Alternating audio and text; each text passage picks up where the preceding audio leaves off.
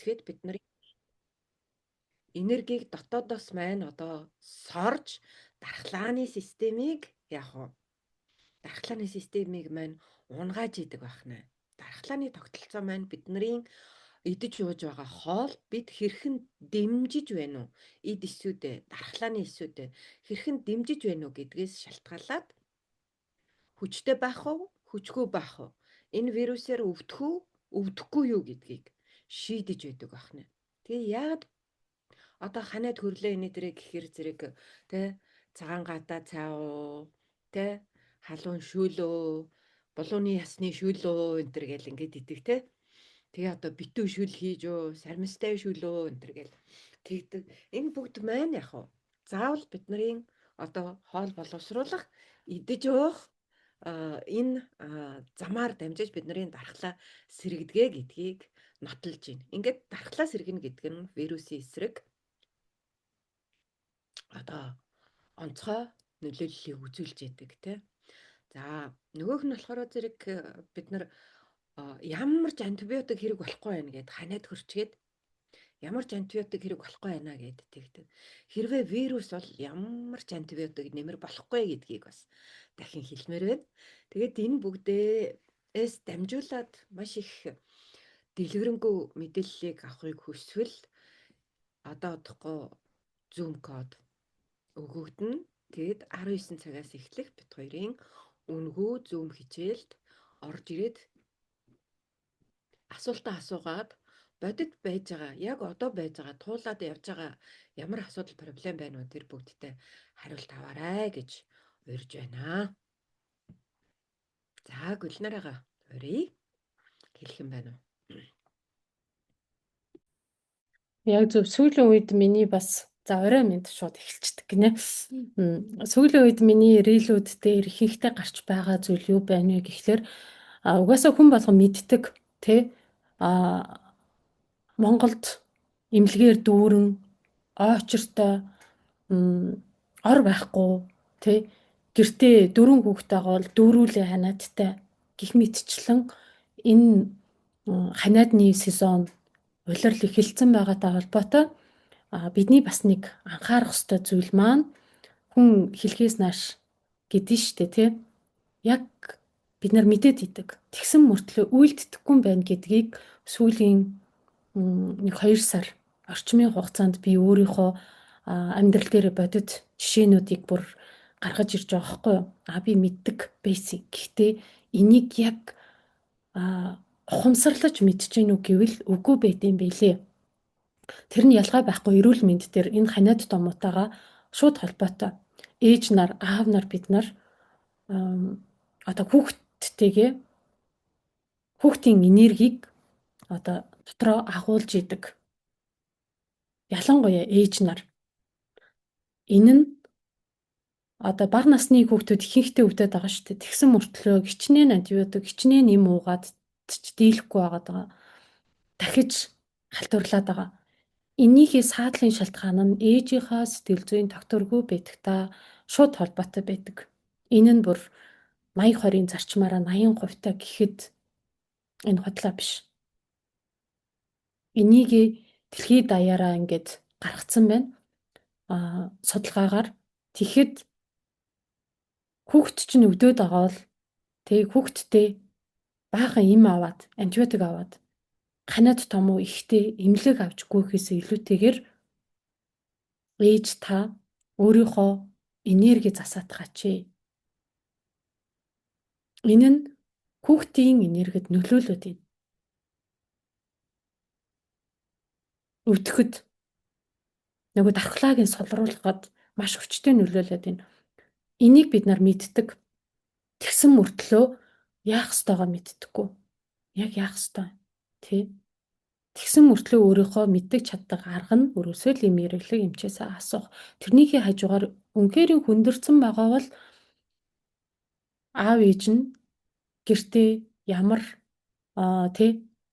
сэтгэл зүйтэй байгаад байна, энергитэй байгаад байна.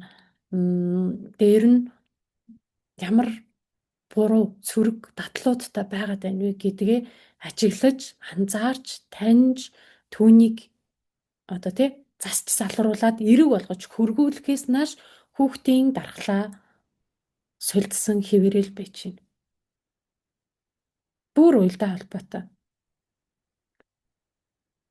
За тэрэн дээр анхаарах хэрэгтэй байгаа. За өнөөдрийн уулзалт бол бид хоёр нь сард нэг удаа л энэ үнгүй зүм уулзалтыг хийдэг. Энэ дээрээ эрүүл бие бүтээх хөтөлбөрөө бас танилцуулдаг. Хажуугаар нь таны яг одоо байгаа төвшин чинь хаана байна вэ гэдгийг бас тодорхойлох итгэлийн талаар бас ярьдаг байгаа. Тэгэхээр хин нэгэнд хэрэгтэй гэж бодож байвал энэ лайвыг бусдаа түгээж болно, түгээхгүйсэн ч болно. Нөгөө талаар энийг сонсож байгаа та заавал оролцох ёстой гэж хэлмээр байна. Учир нь зөв зүгээр байж байгаад энэ лайв танд таардаггүй. 3 сая хүний дотор танд л таарад байгаа бол та сонсох ёстой цаг нь болсон болол сонсож байгаа гэсэн үг. Энийг өнгөрөөснөөрөө нөгөө нэг бид нарын зовох цаг маань ихсээд идэг. Тэгэхээр нэг цагийн өмнө ч гэсэн нэг өдрийн өмнө ч гэсэн зовох цагаа багасгамаар байвал ятгахта толгоондоо мэдлэг оруулаад түүнийг ухамсарлах нь бид нар амьдралаа тэгш болгоход дүт зам гэж ойлгож болно. За тэгэхээр одоо 10 Улаанбаатарын цагаар 19 цагаас хичээл маань эхэлнэ. Zoom линкийг одоо энэ лайвынхаа доор ирис гэж бичээд хувь чатаар нь мэдээлэл очих байгаа. Тэн дээр Zoom-ийнхаа линк нь байгаа. Тэр линкээр ороод ирээрэй л гэж хэлье. Өөр дэлгэрэнгүй асах зүйлсүүдийг бол яг Zoom дээрээ одоо хэлж өгөх байгаа. Асуулт болгонд хариулна гэсэн үг. За ойлгомжтой байна уу манайхаа? Асуулт байна уу Сарагч? Комент хэсгийг харсан уу? Асуулт алга байна уу? Асуулт алга байна. Ганц нэг хүмүүс 99 гэд бичээд зүүн код авч явах шиг байна. Тэ? Тэгээд хэдүүлээ тэ? Хоол боловсруулах эрхтэн системээс бид нарын дархлааны систем шалтгаална. Тэгээ хэрвээ танд хоол боловсруулах эрхтэн системийн ямар нэгэн зовир, эмгэг тохиолдоод байгаа бол та яхан ханаад хүрсэн хэвээр л явах боломжтой юм байна.